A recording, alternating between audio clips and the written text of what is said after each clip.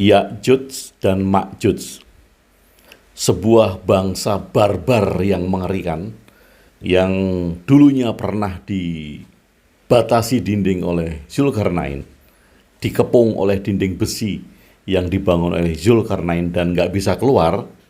Dikabarkan tembok besi itu sudah retak, sudah ada lubangnya, dan bangsa barbar Ya'juj Ma'juj itu siap keluar, atau bahkan ada yang berpendapat dia sudah keluar untuk merusak bumi. Siapkah Anda menghadapi Ya'juj Ma'juj? Siapkah kita? Bahwa ketika Ya'juj Ma'juj itu keluar, tandanya hari menjelang kiamat.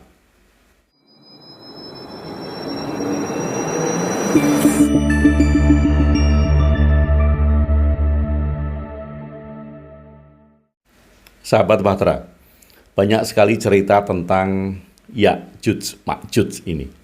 Kalau di dalam tradisi Islam, dia disebutkan di dalam surat Al-Kahfi.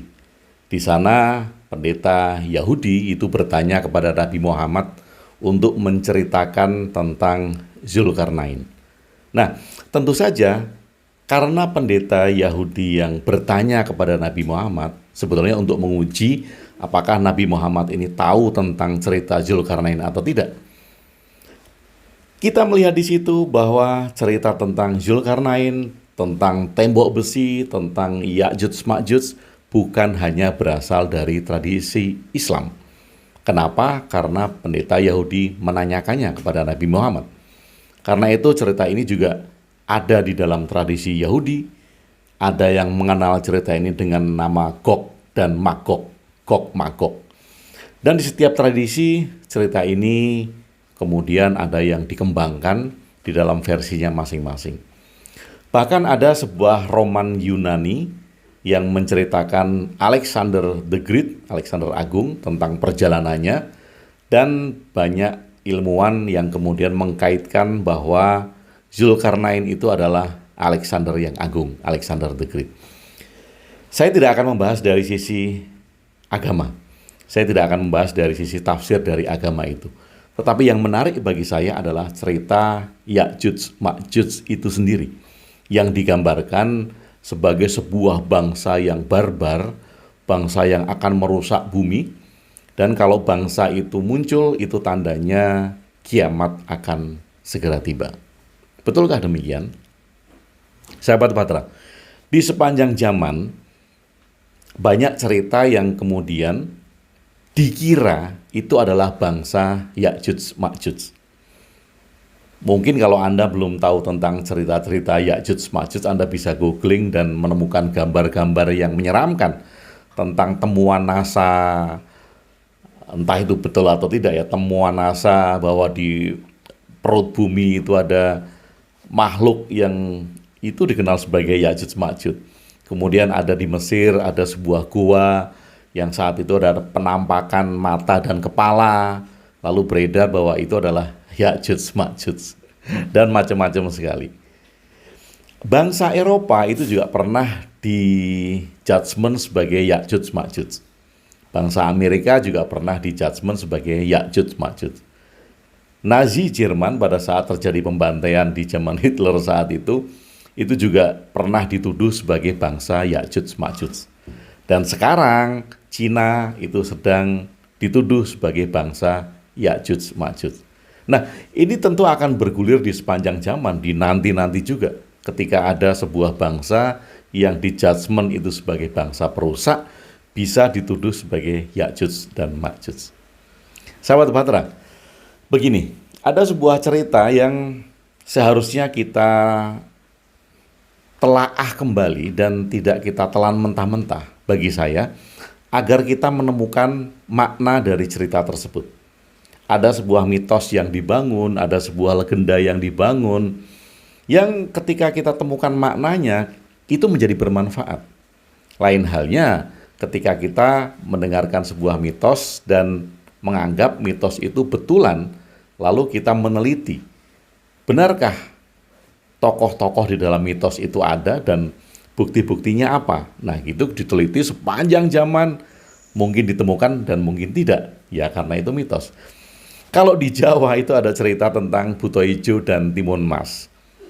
Nah, apa jadinya kalau kemudian buto ijo itu dianggap ada, timun mas itu dianggap ada, lautan garamnya di mana, lautan jarumnya di mana gitu kan, pada saat timun mas ini dikejar oleh buto ijo, lalu dicari bukti-bukti artefaknya.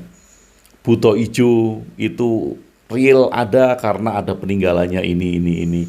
Timun mas itu real ada karena ada peninggalannya ini. Nah, kalau kita mencari hal-hal semacam itu, bisa jadi kita terjebak dengan pengertian secara harafiah yang tidak akan berujung. Tetapi ketika cerita seperti buto ijo dan timun mas itu kita artikan sebagai sebuah cerita metafora kehidupan untuk menggambarkan adanya jalan baik, adanya jalan yang bisa ditempuh, adanya kejahatan, nah maka kita mempunyai arti yang lebih dalam, yang bisa kita implementasikan di dalam hidup kita. Demikian juga dengan cerita Ya'juj dan Ma'juj. Bagi saya, ini adalah sebuah cerita yang sangat metafor, sangat mempunyai makna yang dalam. Boleh saja para peneliti itu meneliti tembok Zulkarnain itu ada di mana, tembok besi Zulkarnain ada di mana, bangsa Ya'juj dan Ma'juj itu sebetulnya bangsa apa. Banyak sekali yang meneliti mengkaitkan kata Ya'juj dan Ma'juj berasal dari bangsa Eropa, Jerman, Cina, Jepang, dan berbagai macam. Tapi sampai sekarang kita tidak menemukan konklusi tentang itu, karena memang bagi saya ini adalah cerita metaforis yang harus kita maknai ulang untuk kehidupan yang lebih baik.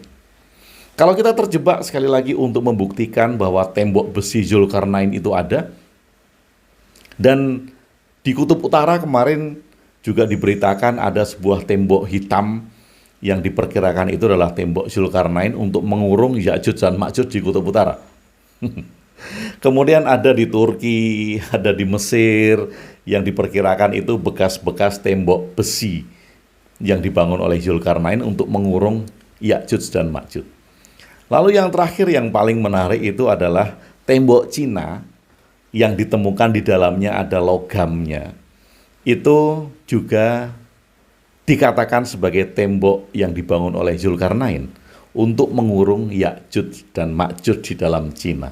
Nah, ini sebenarnya tendensius sekali. Kalau Cina itu dikurung oleh Zulkarnain, artinya Ya'juj dan Ma'juj itu adalah bangsa Cina yang tidak boleh keluar. Nah, ini kan tendensius. Kalau kita membuktikan hal-hal semacam itu, kemudian mengklaim bangsa ini sebagai Ya'juj Ma'juj, bangsa ini sebagai bangsa yang dikurung oleh temboknya Zulkarnain, kita jadi saling menuduh. Kita kemudian jadi saling berprasangka bahwa ini adalah bangsa perusak, ini adalah bangsa barbar, ini adalah bangsa yang akan menghancurkan bumi dan segala macam. Dan kita tidak ketemu titik poin tentang pelajaran yang akan kita ambil dari cerita metaforis itu. Sahabat Bahtera, Zulkarnain. Zulkarnain ini bukan sebuah nama, tapi sebuah julukan. Ini sangat metaforis sekali. Dari nama saja sudah sangat metaforis. Karena Zulkarnain ini bukan nama dan dia julukan orang yang mempunyai dua tanduk.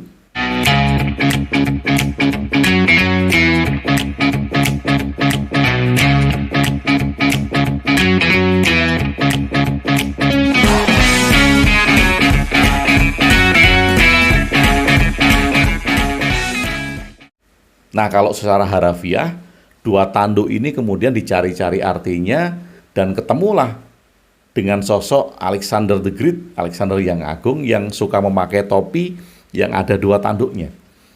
Nah, tetapi kalau kita mencerna kembali, melihat ke dalam kembali, bahwa tanduk itu adalah metafora dari alam atau dari dimensi. Jadi ketika dituliskan cerita tentang Zulkarnain, yang tidak merujuk kepada satu sosok.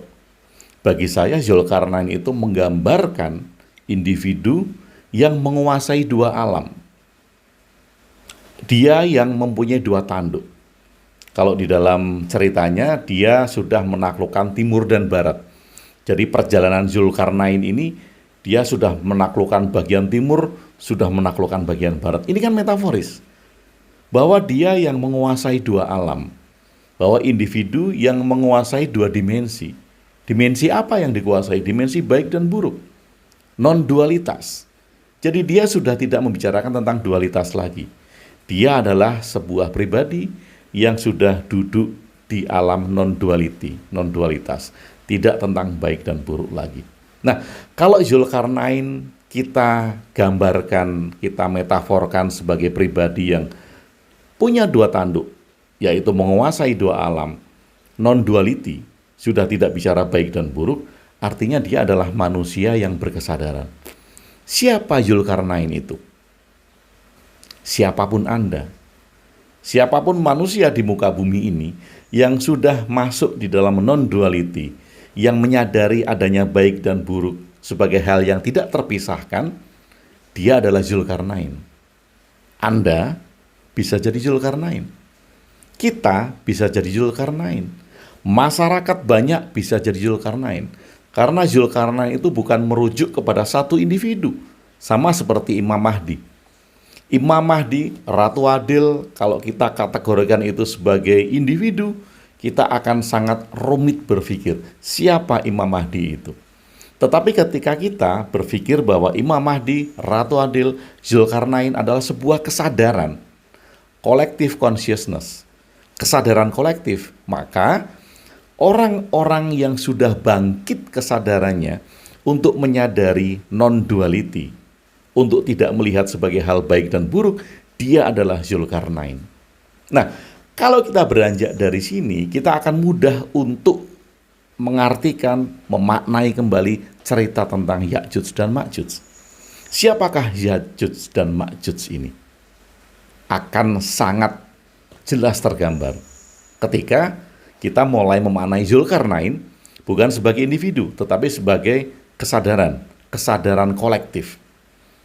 Masyarakat-masyarakat yang sudah mulai menyadari tentang non-duality, masyarakat-masyarakat yang sudah mulai menyadari bahwa tidak bicara tentang baik dan buruk, dia adalah Zulkarnain.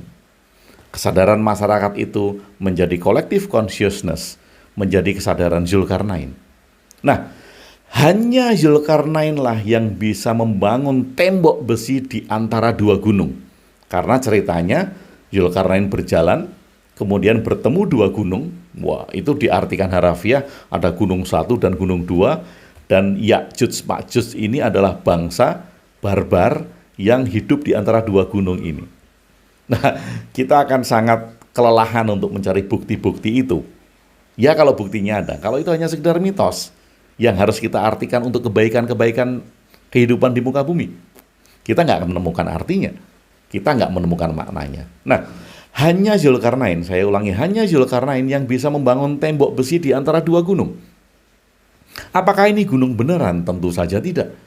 Kalau gunung beneran itu gunungnya ada di mana? Sampai sekarang pun tidak akan pernah ketemu, sampai nanti pun menurut saya tidak akan pernah ketemu. Kalau itu kita artikan sebagai benar-benar gunung yang dibangun tembok besi setinggi gunung tersebut. Nah, hanya Zulkarnain yang bisa membangun tembok besi ini. Artinya apa?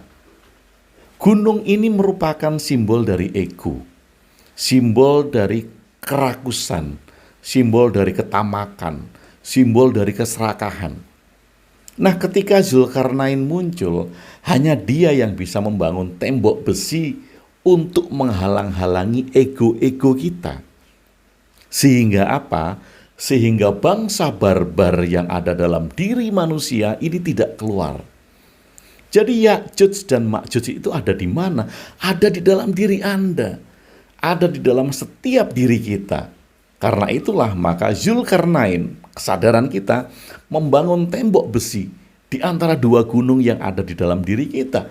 Di antara ego-ego yang ada dalam diri kita. Nah, di sana dikatakan ketika tembok itu jebol, ketika tembok itu berlubang, ketika tembok itu retak, maka Ya'juj dan Ma'juj keluar dan membuat kerusakan di muka bumi. Siapa yang membuat kerusakan itu? Kita. Kenapa? Karena kitalah yang menjadi Ya'juj dan Ma'juj. Sahabat Bahtera, Ya'juj dan Ma'juj bukanlah sebuah bangsa individu yang hidup di suatu tempat. Karena sekali lagi kalau kita menganggap seperti itu, kita akan menuduh bangsa-bangsa yang bermusuhan dengan kita sebagai Ya'juj dan Ma'juj. Tetapi sekali lagi, bila kita memahami ini dengan baik, bahwa Zulkarnain adalah kesadaran yang sudah mencapai sebuah kesadaran non-duality, tidak bicara tentang baik dan buruk, dialah yang bisa membangun tembok besi di dalam diri kita, di antara dua gunung, di antara ego-ego kita, agar supaya sifat-sifat barbar kita, sifat-sifat rakus kita, sifat-sifat tamak kita, sifat-sifat perusak kita di muka bumi tidak keluar. Kalau tembok itu hancur, kalau tembok itu berlubang, kalau tembok itu retak, maka sifat-sifat itu keluar di muka bumi dan dialah yang melakukan kerusakan di muka bumi. Jadi, siapa Ya'juj dan Ma'juj? Kita. Ya'juj dan Ma'juj sudah dikurung di dalam diri kita, di antara ego-ego yang menjulang tinggi seperti gunung. Dan Zulkarnain yang ada di dalam diri kita, kesadaran Zulkarnain dalam diri kita, berhasil membangun tembok tersebut. Tapi kadang kita malah merusaknya sendiri, kita meruntuhkannya sendiri, kita melubanginya tembok itu, sehingga sifat-sifat barbar kita, Ya'juj Ma'juj kita, keluar untuk membuat kerusakan-kerusakan di muka bumi. Sahabat Bahtera, Anda masih mau meneliti tembok Zulkarnain itu ada di mana? Silahkan. Anda masih mau meneliti bangsa Ya'juj dan Ma'juj itu siapa? Silahkan. Sampai ujung dunia ketika itu ditemukan, atau bahkan ketika itu tidak ditemukan, ceritanya akan bergulir seperti ini. Cerita Zulkarnain akan terus ada di muka bumi. Karena cerita Zulkarnain bukanlah tentang satu sosok individu. Zulkarnain, tembok besi, dua gunung, Ya'juj dan Ma'juj, menggambarkan kehidupan masing-masing diri kita. Diri kitalah Zulkarnain. Diri kitalah yang berhasil membangun tembok itu di antara gunung-gunung ego kita. Ya'juj dan Ma'juj, diri kita juga. Dialah keserakahan, ketamakan, kebarbaran, perusak yang berhasil kita bangun tembok supaya dia tidak keluar di muka bumi. Dan ketika dia keluar di muka bumi lagi, itu adalah atas izin kita sendiri. Karena apa? Karena kita tergoda dengan ketamakan, dengan keserakahan, dengan ego-ego kita untuk saling mencari hal-hal yang memuaskan kita sendiri. Sahabat Bahtera, mari kita ingat. Dan ketika kita mengingat ini semua, kita tentu akan lebih berhati-hati untuk tetap membangun tembok besi di antara dua ego di dalam diri kita dengan Zulkarnain. Kesadaran non-duality kita, kesadaran yang sudah tidak bicara tentang baik dan buruk. Kesadaran yang mengamati fragmen-fragmen pikiran kita. Jadi, selamat membentengi diri kita dari Ya'juj dan Ma'juj yang ada di dalam diri kita sendiri, agar tidak keluar membuat kerusakan-kerusakan di muka bumi. Toh, kalaupun kemudian ada cerita-cerita di luar yang lebih mengasihkan tentang Ya'juj dan Ma'juj yang berupa raksasa, menggenggam palu besar, bertubuh besar, bersembunyi di jurang, bersembunyi di bawah tanah, bersembunyi di gunung, bersembunyi di antara jeruji-jeruji besi, itu bagus-bagus saja. Jadi mungkin kita melihat itu sebagai hiburan, seperti kita menonton film Marvel yang penuh dengan kejutan-kejutan. Bahwa ada superhero, ada lawan dari superhero yang memiliki kekuatan lebih, kemudian dikalahkan oleh superhero lagi, kemudian dia bermutasi menjadi kekuatan lebih, dan demikian seterusnya. Ini menjadi tontonan cerita yang fantastis, yang sangat menghibur kita. Jadi memang terserah Anda. Sahabat Bahtera, Anda bisa mempercayai bahwa Ya'juj dan Ma'juj itu makhluk barbar yang benar adanya, yang sedang dikurung oleh tembok besi yang benar adanya, entah dia dari mana. Dan Anda juga bisa memaknai itu sebagai sifat-sifat barbar kita yang sudah dikurung oleh kesadaran Zulkarnain. Sahabat Bahtera, Andalah para Zulkarnain di dalam kehidupan ini. Andalah manusia-manusia mulia yang mempunyai dua tanduk, yang sudah menguasai barat dan timur, yang sudah menguasai dua alam antara baik dan buruk. Kesadaran Zulkarnain itulah yang akan menyelamatkan bumi dari kerusakannya itu sendiri. Semoga bermanfaat. Terima kasih sudah bersama saya Gung Webe. Salam cinta dan bahagia.